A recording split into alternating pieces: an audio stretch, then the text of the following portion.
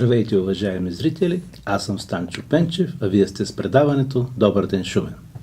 Темите днес. Първо ще говорим за една много интересна изложба.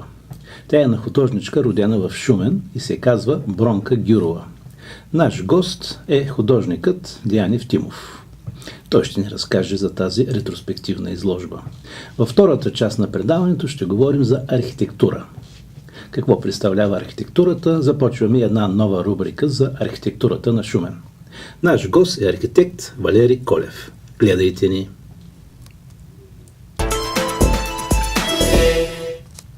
Сега казвам добре дошъл на Деян Евтимов, директор на галерия Елена Карамихайлова, която всъщност събира тази ретроспективна изложба. Да кажем първо, че това са творби от различни галерии, които се събират на едно място. Преди това е била във Варна, доколкото разбрах изложбата. Сега е в Шумен за една художничка, която е родена в Шумен. Бронка Гюрова, и за която знае много малко. Да. Прекарва голяма част от живота си в чужбина, в Аржентина. Да кажем няколко думи. Да, встъпителни. Благодаря за поканата, за това, че ще имаме възможност чрез вашето предаване да поканим шуменци да разгледат нещо, което така е в плана на галерията е акцент, мога да кажа, защото това е една много добра художничка с едно богато творчество, но за съжаление, както в много случаи става, над нея така се покрива едно забравяне е, даже тя казва, че е родена в Шумен, но за Шумен много малко се знае за нея и нейният втори роден град, така да се каже, е Варна. И не случайно изложбата първо е организирана във Варна, но доколкото знам, по желание на нейната дъщеря също тази изложба идва и в Шумен, тъй като наистина родният град си е роден град. Но и шуменци да видят творбите на една своя съгражданка. Точно така, и тя е с една интересна съдба, както в повечето случаи, и наистина едно творчество, което е с един знак много висок на художественост. Това, че наистина тя не успява да живее в България,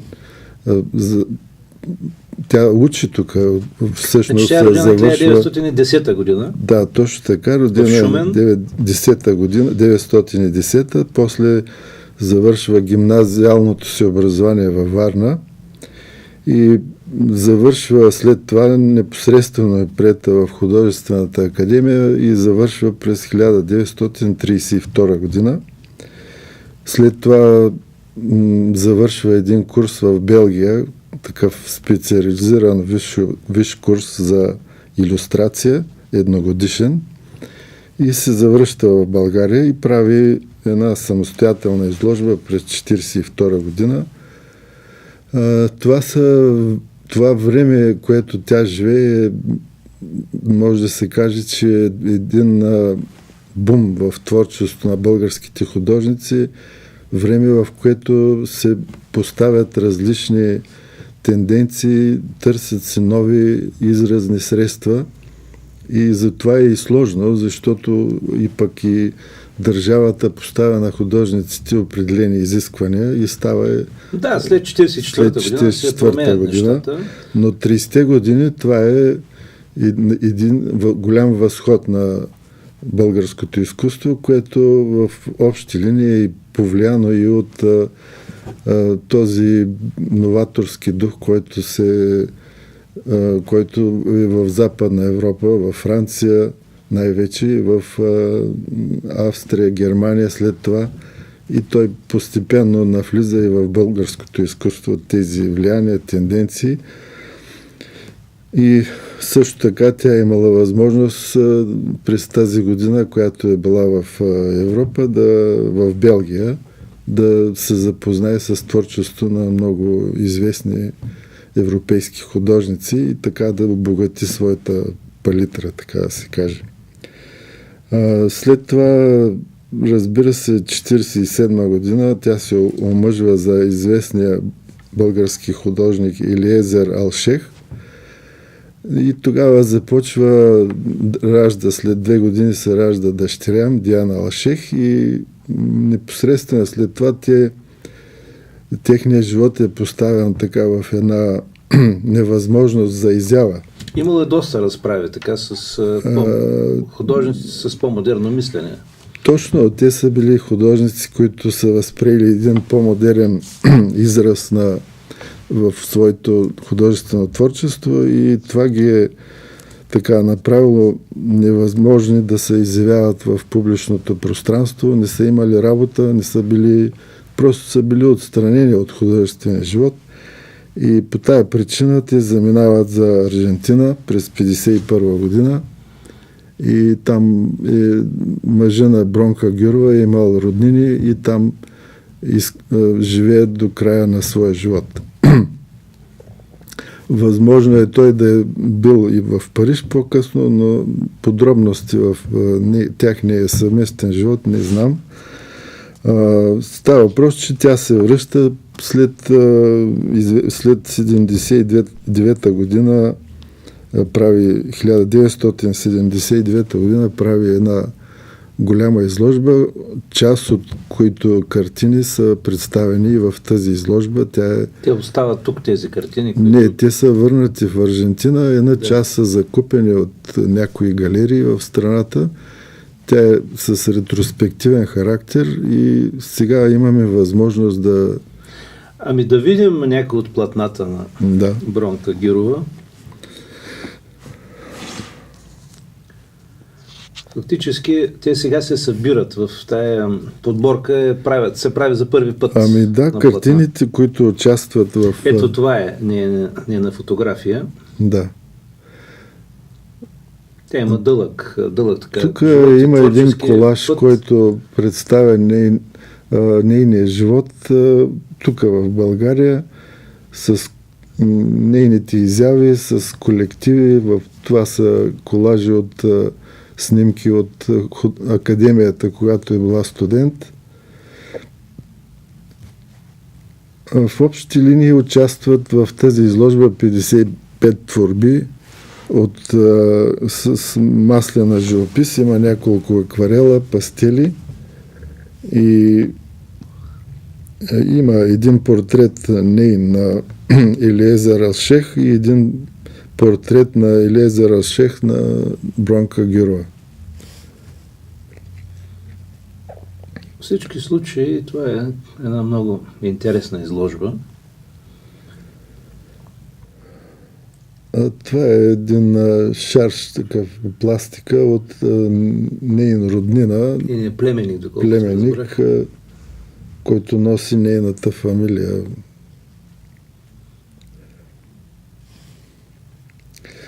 Може да се види в изложбата и така едно по-подробно описание на живота, на тенденциите в тая епоха, какви са били и освен картините, човек може да се запознае и така с някои неща, които са плод на оформлението на изложбата от уредничката на Варненската галерия и изкуство. Сега виждаме, платна от изложбата.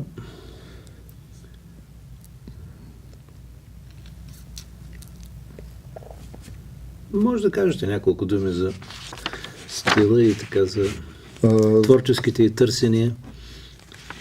Освен, че много, общо взето мога да кажа, че е много добър живописец. Това е сега как да кажа, това се познава по тази форма, по начина, по който тя третира формата с цвета. начина на изграждане на формата. Трудно е да се обяснят тези неща, но от всичките работи лъха един голям професионализъм. Ето това е портрета, който е направен от нейния съпруг. На Елиезер Алшех, на това е нейен портрет. Това са нейни работи. Също много добър портретист, да, което се вижда. Изключително добра и в портрета, в пейзажа. Много добре борави с акварелната техника и с пастела. И изобщо е много интелигентна живопис показва.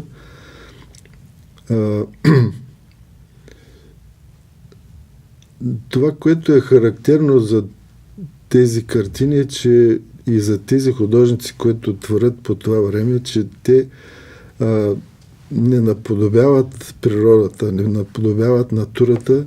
Тяхното желание е да концентрират в формата на картината, да заживее със собствен живот. И по този начин те създават едно затворено пространство в картината, използват един маниер, който е използвал и Сезан. Задните планове се приближават и по този начин става особена вид перспектива, според който формата и пейзажа се развиват в не толкова дълбочина, колкото започват да малко плоскостно да звучат. Задният план е приближен и по този начин желанието на твореца е да излезе от тази перспектива линейна, която се вижда и която бихме хванали с един фотоапарат. Това нещо е част от инструментите на един артист, за да създаде, да се откъсне от тази природа, но същевременно да придаде вече на това, което изобразява, едно собствено звучение. Да. И състояние. Тук няма наподобяване. Да, точно, вече тук се дава възможност по този начин автора да включи едно състояние в картината, което да бъде предадено и на зрителя. Сега да кажем, че изложбата се открива утре. Утре в 6 часа. В 18 часа в галерия Елена Карамихайлова ще бъде открита тази изложба. Тя предполагам, че поне месец ще постои. Да, ще постои доста. Заслужава да бъде видяна от всички шуменци. Каним всички шуменци, които се интересуват, утре да присъстват на откриването. Ще присъстват гости, доколкото разбрах, изкуствовед. От Варна ще има изкуствовед, който е организатор на тази изложба. Много вероятно и директорката на Варненската галерия да присъства. И така. Да.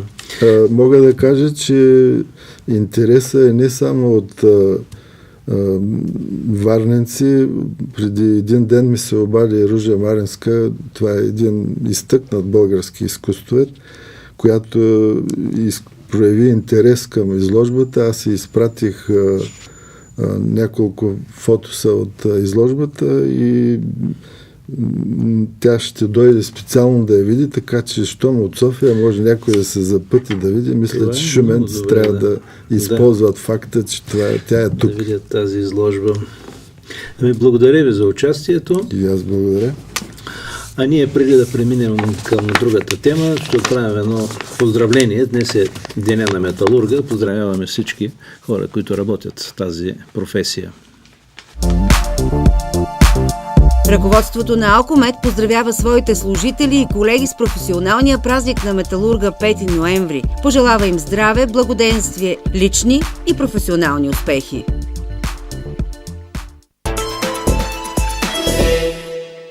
Отново сме в студиото с втория наш събеседник. Казвам добре дошъл на архитект Валери Колев.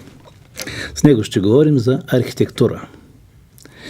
И нашата идея е да направим една поредица от предавания, посветена на архитектурата на Шумен. Какво представлява архитектурата? Да започнем така с един увод за зрителите. Да, благодаря за поканата. Убеден съм, че трябва да говорим за архитектурата като такава. Убеден съм, че в нашето бурно време, в бурни медии, в бурни потоци от информация, се оказва, че хората малко разбират от архитектура. А живее сред архитектура. А живееме, да. Отърване няма от архитектурата. Ние сме заобиколени от архитектура, заобиколени сме от... ние му казваме архитектурна среда, защото в тази архитектурна среда влизат площадните пространства, влизат домовете, влизат обществените сгради. И на пръв поглед, ние, които сме заобиколени от архитектура, ние не я познаваме, не можем дори да я оценяваме. Много често оценките на обществото и оценките на професионалистите се разминават. Ето пресният пример за граф Игнатиев в София. Всички казват, окей, всичко е добре, нали? Но обществото казва, не е добре. И почва един спор, който според мене не е коректен, защото нивата на разговор се разминават. И на компетентност, може би. Може би. И за това аз благодаря на вашето предаване за поканата. Убеден съм, че трябва да говориме. Убеден съм, че може много неща да помогнем на хората да разбират архитектурата. И ще направя всичко възможно, като говориме за архитектурата, да им събудиме интереса. Това е най-важното. Да ги предизвикаме да са активни в градската среда. Само тогава ние може да дигнем качеството на архитектурната среда. Защото ще имаме компетентна оценка. Така че предлагам да започнем да си говориме. Да започнем, да. Нашия разговор за архитектурата като феномен, и като културен феномен. Да направим една разходка в историята на архитектурата, която мисля, че за нашите зрители ще бъде много интересна и надявам се поучителна. Да започнем с първите кадри. Да. Колеги. На този кадър ви показвам прочутите пирамиди в Гиза, в Египет. Защо ги показвам? Египетското общество по онова време е било строго пирамидално като структура. Отгоре е фараона, надолу е плебса, робите и, разбира се, жреците, които са веднага след фараона. Тази структура на обществото, вижте колко прилича на архитектурния паметник, наречен пирамида. Искам просто да ви покажа връзката между обществото като устройство и архитектурните типове, които налага самото общество. Да, Следващия кадър, вече сме в Гърция.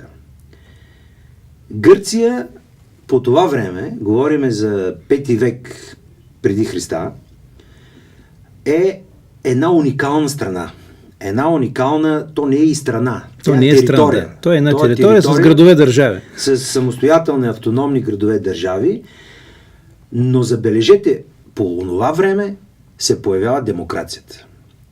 Демоса, народа и обществените отношения са от съвсем друг тип, отколкото преди малко показахме на нашите зрители в Египет.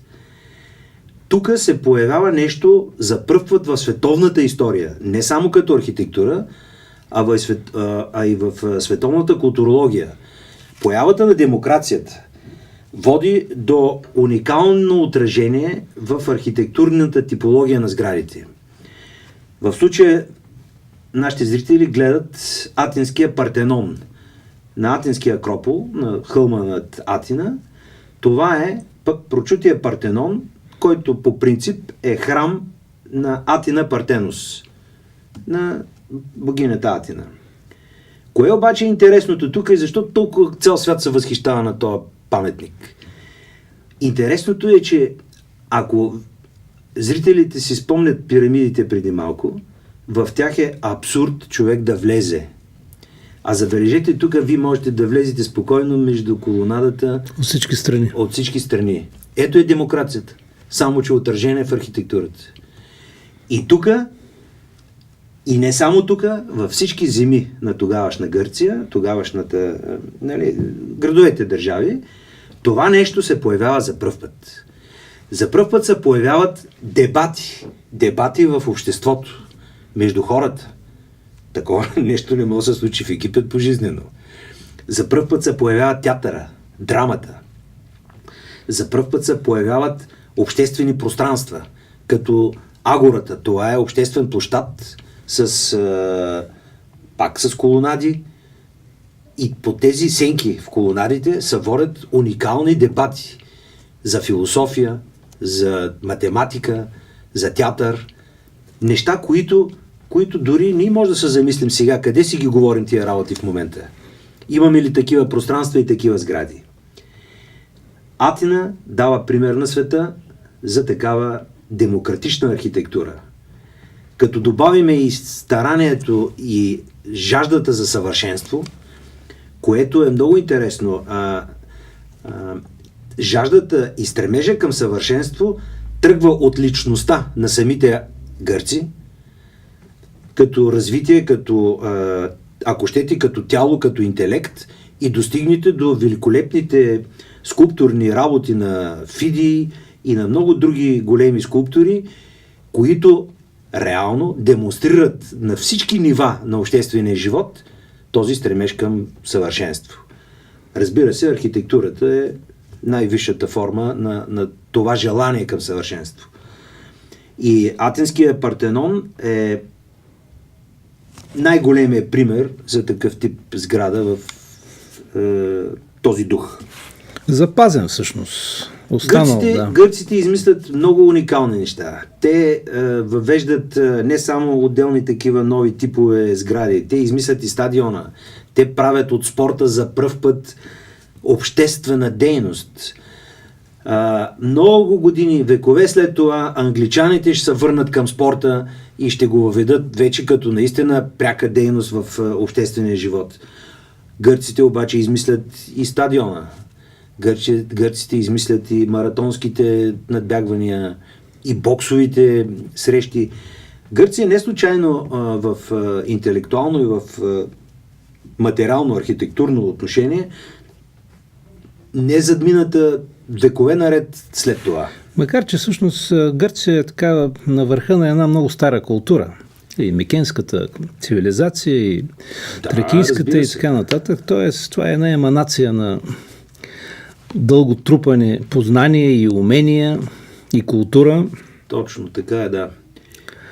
И за това ни трябва, дето се казва, да си говорим непрекъснато за нея, защото може много неща да научим от стара древна Гърция. Тук показваме на нашите зрители част от макета на Древния Рим и по-точно Колизеума. На следващия кадър ще го видим вече в естествени размери и ще ви кажа как се появява, защо тази уникална по съществото си сграда се появява именно в Рим и не някъде другаде и защо именно са имали нужда от нея. Какво е Рим? Римската империя като общество е по принцип на върха стои император, като държавно устройство горе. След определен период от време обаче. В началото тя също е била република. Имала е република, премахнали се. Аз говоря за най-дългото време, през което Рим съществува като империя и говоря най-вече като централна власт. Защото централната власт тук отново взима връх, както в Египет. Докато в Атина имаме една много демократична система, тук отново се връща тази централна власт. Тук е една голяма държава, огромна площ. Огромна, да. И явно, че по това време могат да се направят и интересни паралели по наше време, но както и да е. Това, което е интересно, че римската държава получава един голям разцвет в стопанско отношение, в техническо отношение и разбира се в военно отношение. Тази огромна територия в някои от своите мигове на съществуване набира такива сили и мощ, че успява да създаде уникални типове сгради, които са отражение точно на тази държавна структура. Какво имам предвид? Римляните измислят базиликата. Базиликата като тип храм не е като Атинския Партенон или като пирамидите на Египет. Базиликата е ново пространство в областта на световната архитектура. Тя така получава голямо развитие в последващо време, но факт е, че те първи я така вкарват в историята на строителството. Другото, което е много интересно... Ето тук е другия кадър. Да, това вече е останките на Колизеума в наше време. 147 метра, разберете, в дългия диаметър за какъв мащаб говориме. И като имате предвид, че това е всъщност великият амфитеатър на Флавий, на император Флавий. Това е, уважаеми зрители, театър. Театър, който е по-голям от стадионите у нас и който в този наречен театър се е ляло толкова кръв, колкото почти не се е ляло по някои от войните, които е водила Римската империя, защото те много бързо са предавали по-малките техни врагове. Това уникално нещо, което са си доставили удоволствие римляните, наречено от някои автори хляб и зрелище, довежда до страхотното им желание да се гледа кръв на живо. Нещо, което го няма, може би след това се появява в испанските и френски кориди. Да се гледа биковите, които да се убиват на живо. Обаче тук се убиват хора. Тук се убиват лъвове. Тук се убиват гигантски слонове. Да не говориме, че тук имаме и водни битки между галери, кораби и какво ли още не. Тоест, зрелището в Древния Рим достига до такъв апогей, ако мога да кажа, че за него специално се изгражда Колизеума. Нещо, което е фрапантно. Нещо, което го няма никога след това. Само тогава за пръв път и последен път, поне аз не знам друг случай. И вижте как архитектурата служи на политиката. Архитектурата служи на народа, на държавата. Да, даваме хляб, но и зрелище. Държавната идея, не? За усещането за отново, мощ. Отново, значи най-голямото, най-мощното, най-великото съоръжение, наречено, Колизеум. Да преминем към следващата цел, която вече сме във Франция, в по-ново време. На вниманието на нашите зрители предлагам Айфеловата кула. Защо Айфеловата кула? Значи Франция има велики примери на световната архитектура и дворци, и замъци, и крепости, но тук става нещо уникално. Това е на ръба на 20 век. Айфеловата кула, направена от Гюстав Ейфел, великият френски архитект, е всъщност само мостра в едно световно изложение. Великата Франция, след Версай и след великите си години и битки, тя може да си позволи да покаже на света един шедьовър, който е украшение. Който е направен за световното експо в Париж. Разбира се, инициаторите на Айфеловата кула са имали много по-дълбоки цели. Те не са били... така Айфеловата кула не е направена за да на всяка цена, за да шашне света, макар че има такъв оттенък. Тя е направена с цел да покаже техническата революция във Франция. Тоест, нивото на строителство и да демонстрира, че тя в тази си роля доминира в Европа и света към този момент. И разбира се, Гюстав Айфел се справя блестящо. Пред нас на следващия кадър ще видите уникалната плетеница от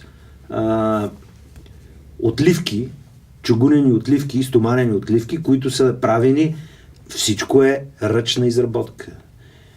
Правят се калъпи едно към едно, забележете, и това нещо е едно от първите да ги наречеме метални сгради в света. Макар че то не е сграда, то си е съоръжение. Това нещо е велико по много причини. Най-важното обаче, което е, че Гюстав Айфел показва, че стоманата е новия материал на света. Респективно чугуна, респективно тук има болтове, нитове, нови свързващи детайли, които до тогава не са се появявали. До този момент може би не е имало така метална конструкция с такива размери. Имало е опити в Англия. Англия и Франция непрекъснато, те са скачени съдове, непрекъснато са гледат едните да задминат другите. И имало е по-раншни опити в Англия, но такова гигантско съоръжение и то направено с уникален вкус към детайла, към формата, до тогава не е имало. И сега много интересно нещо. Французите виждат Айфелата кула и я оплюят тотално. Французите я мразят, тогавашните французи. Това е граждане на Париж, така основно. Гражданите на Париж, да. Мразят я, оплюят я. Дори Гидио Мопасан пише едно писмо до министъра, че това на нищо не прилича и така нататък. Нещо, което се случва и в България в наши дни. Позната картинка, това ще да кажа. И в наши дни, но самоувереността, авторитета на хората, които са финансирали и които най-вече са изобретили Айфелата кула е безспорен и вече тя е един от най-големите архитектурни символи на Париж, ако не най-важния. Със сигурност е емблема, понеже има едно много така интересно явление, френските филми от 50-те години. Почти във всички филми, там където действието се развива в Париж, се вижда Айфелата кула. Не само, те половината действие е в Айфелата кула. Така е, да. Че това е наистина символ, жив символ. Това е много интересен нюанс в нашия разговор, по простата причина, че вижте как хората по другите държави умеят да си популяризират успехите. Това е един безспорен успех в архитектурното и в архитектурата и строителното изкуство. Те правят игрални филми, но фона им е този обект. Аз, честно казано, в София няколко пъти по филмите съм засичал НДК или някой друг по-известен, по-хубав хотел, обаче не съм намирал така по този начин представа на такива сгради да са фон на едни игрални филми. Така че това е много интересно и много, много хубав пример. Как една спорна сграда или съоръжение в началото се превръща в символ не само на нейните технически и архитектурни достижения, а и символ на самата култура изобщо. Точно така. Не само на града, но и на държавата. На френския стил. Така да много са интересни тия процеси и ние не сме настрани от тях, но трябва наистина да си говорим много повече за тези неща. Искам да ви покажа и още нещо. Да видим следващия кадър. Това нещо вече е Ню-Йорк и се нарича Световен търговски център. И за съжаление вече не съществува в този вид. Световният търговски център е уникални сгради-близнаци, които са направени от архитект Ямасаки, японец, от американец от японски произход, Но най-важното, което е тук, че те са уникални в своята конструкция. Както всеки един от тези паметници до момента, които ги показваме на нашите зрители, са стъпка в развитието на конструкция, форма, материал и така нататък. Показвам го и този кадър, искам да го покажа, за да видите сблъсъка на две култури в наше време. Сблъсъка на два начина на мислене, на една високо развита цивилизация като американското общество и общо взето една, не знам как да я нарека, култура на мюсюлманския свят, който спори, вижте за какво, удря по най-великите достижения на американското общество. Да, те също като французите са се превърнали в символ на Америка. Да, те са символ на едрия капитал. Те са символ на могъществото на Съединените щати. И може би тогава най-боли. И може би тогава за това са избрани за атаката на този апокалиптичен атентат, който разтърси света и до ден днескашен никой разумен човек на света не може да се съгласи, че това е начинът да се унищожи един архитектурен шедьовър, един пример на достижение в областта на архитектурата и реално ние да го използваме точно за политическите си цели. Това е много тъжно и най-важното, което искам да кажа, да го обясня на нашите зрители, защо ги показваме тези неща. Значи, ние показахме тези няколко примера, които са репери в световната архитектурна история. Но какво се оказва? Те са репери и в световната човешка история. Тоест, те са достижения и в цивилизационно отношение. Да, различни култури, но всичко това, всеки един обект, който ние показахме на нашите зрители, са стъпка революционна в архитектурата и в техниката и в технологиите и в разбирането за архитектурата изобщо. И в този дух наистина сградите, които ви показвам, но те са най-изявените, най-популярните примери за това, но самите сгради наистина отразяват времето, в което са създадени и синтезират в себе си общественото разбиране за форма, цвят, материал, пропорции, ако щете и пространство, за всяко едно време и четейки тази каменна летопис, макар че това е клише, нали? Но четейки тази каменна летопис, всъщност ние съдиме за миналите общества изобщо като такива. Не само в архитектурно отношение. И затова ние, когато пътуваме по света като обикновени туристи, ние гледаме само архитектура реално. Ние гледаме замъци, гледаме руини, но руини на крепости, нали, на дворци. Гледаме цитадели, гледаме терми, гледаме паметници, а всъщност гледаме само архитектура. И ако ние се научиме и дадеме възможност на повече хора да разбират да могат да четат този каменен летопис, толкова по-добре за всички нас, защото тогава отношението на нашите граждани, на нашите съграждани в наше време, а и нашите деца за бъдеще време, ще бъдат много по-качествени, улеснени и те ще имат активна роля в изграждането на нашия материален свят. И критерии, което е нещо много важно. Несъмнено. И за това исках да направим тази разходка, за да въведеме нашите зрители в тази проблематика, която искаме с вас да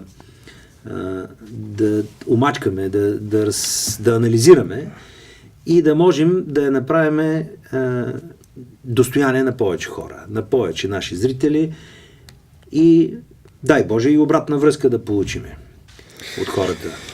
Така е, да. Сега да се насочим към Шумен.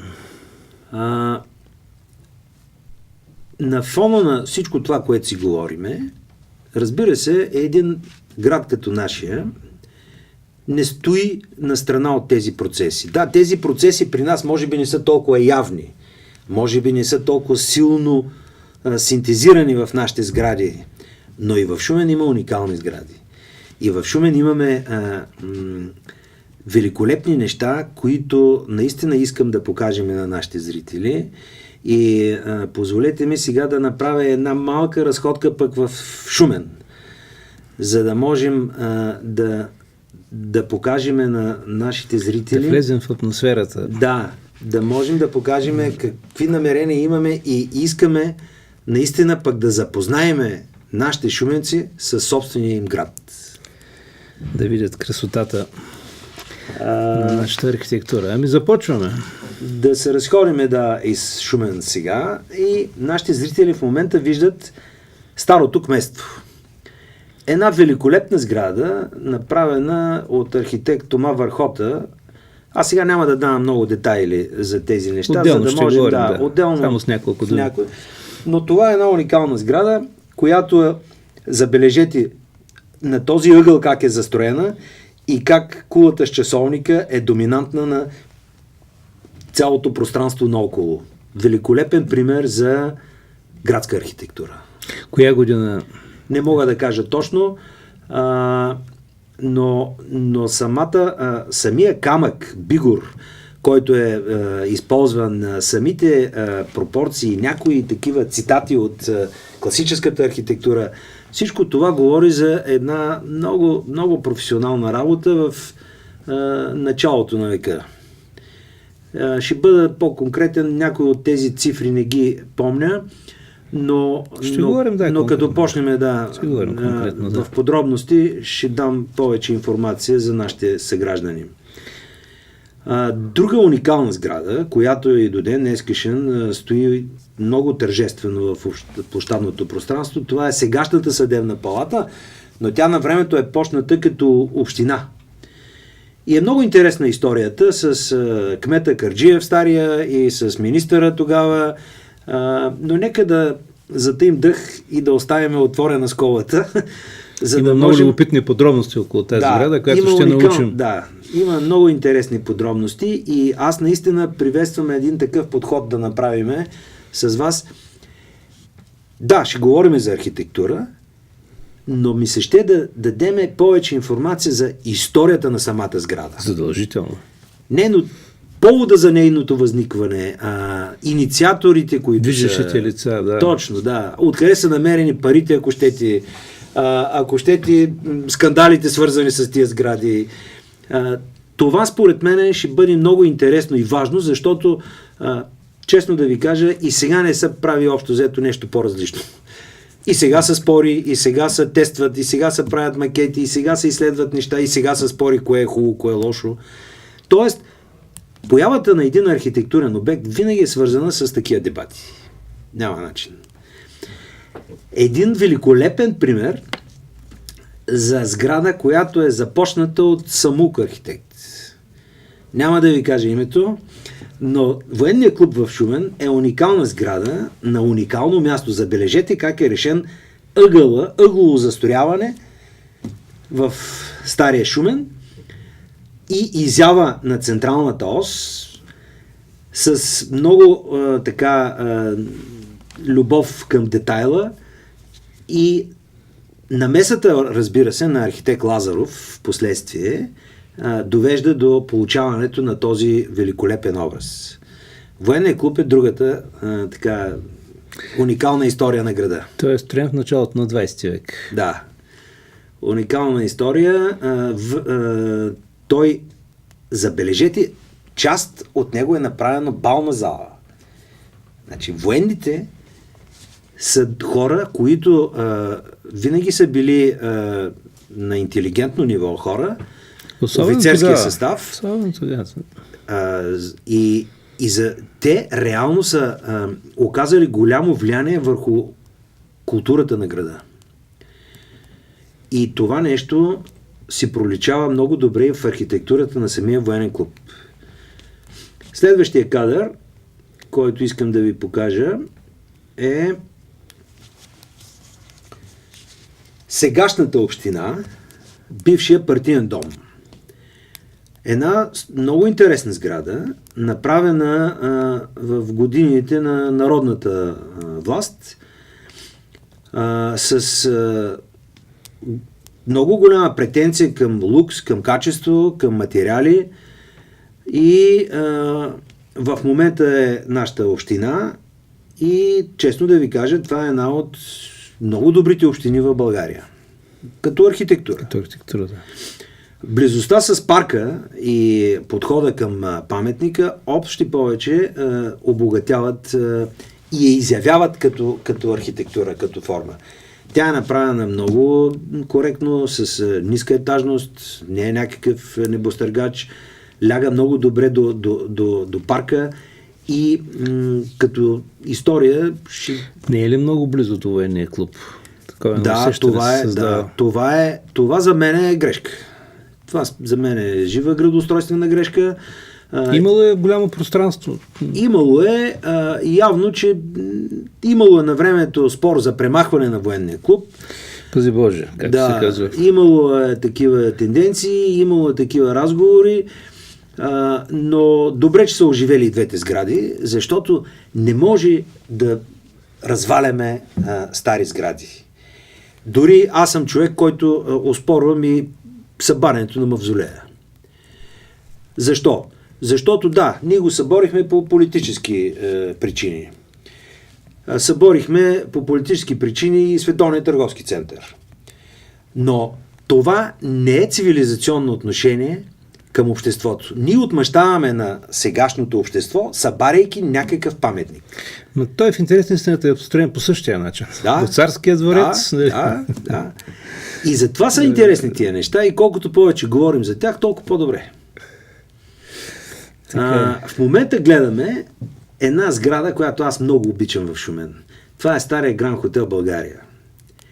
Тази сграда нямах време да подготвя един фотомонтаж. Ако тази сграда е монтиран в Ница, няма да познаете, че това е сграда от Шумен.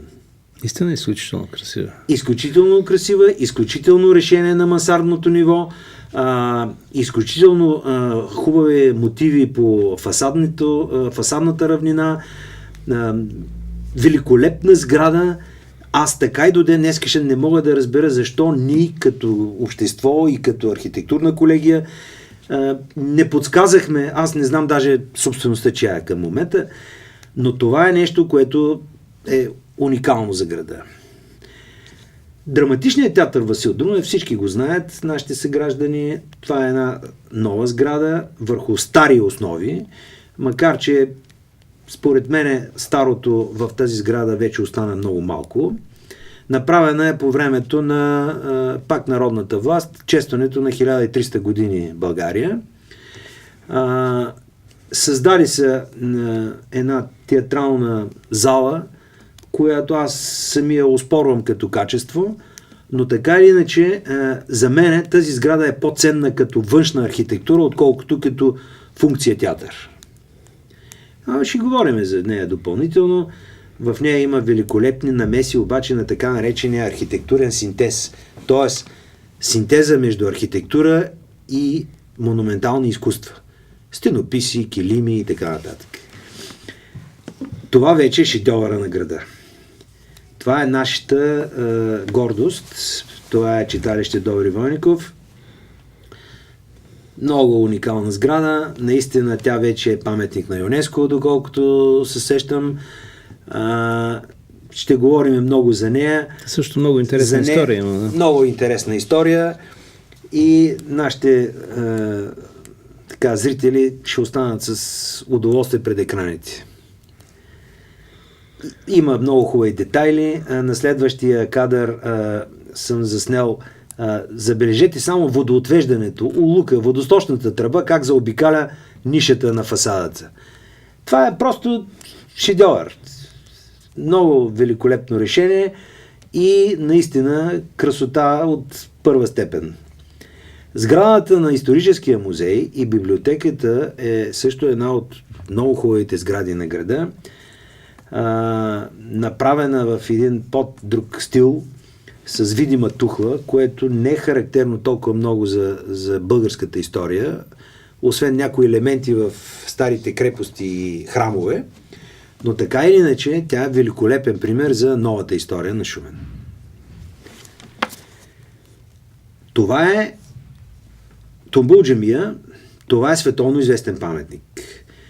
Тумбул джамия е втората след Одринската джамия и наистина това е шедьовър на култовата архитектура от едно време до ден днескашен. Мисля, че държавата полага доста усилия да я поддържа в годност и до ден днескашен тя си е действаща джамия. Искам да покажа и още една култова сграда. Да, това е друг поглед към Тумбул джамия. И една казват, старите шуменци му казват Старата черква. Ето е Старата черква, която е световно възнесение, да. Старата черква е наистина най-старата черква в Шумен и нейната история е уникална, но ще си запазя за следващия път историята на самата сграда. Тук в двора на черквата, това мисля, че беше митрополит Симеон. Да, владиката Симеон. Да. В паметника. В двора на черквата има погребани са велики личности. Личности от над шуменско ниво, национален мащаб. Така че само разходката между гробните надписи си заслужава, нали, интереса на нашите зрители. А това, уважаеми съграждани, според мен никой не си дава сметка, че ние имаме най-оригиналната и красива гара в България. Тази гара е направена 32 година, ако не се лъжа, но малко по-късно. Не споря за това, за датата, обаче споря за решението като архитектура. Забележете какво предгаров площад има. Значи, ние на времето общината е подкрепила този проект, който мисля, че е финансиран от Министерство на транспорта, тогавашното Министерство на транспорта, но сградата на гарата, верно, че сега е в неогледен вид, но тя е уникална, красива, богата, удобна, с възможности в ляво и вдясно за още административни сгради, които сега са от едната страна администрация на ЖП-то, а от другата мисля, че е поща. Но тези неща ще ги разгледаме допълнително, когато се разхождаме вече подробно от сграда в сграда и мисля, че ще доставяме удоволствие на нашите зрители. Аз предлагам да спрем до тук, за да оставим така пространство напред. Да, отворена страница. Мисля, че събудихме интереса и ще продължим с някои от тези емблематични сгради. Благодаря ви за участието. Благодаря и аз за поканата. До нови срещи. Да. Това беше за днес. Останете с програмата на телевизия Шумен. Желая ви приятен ден.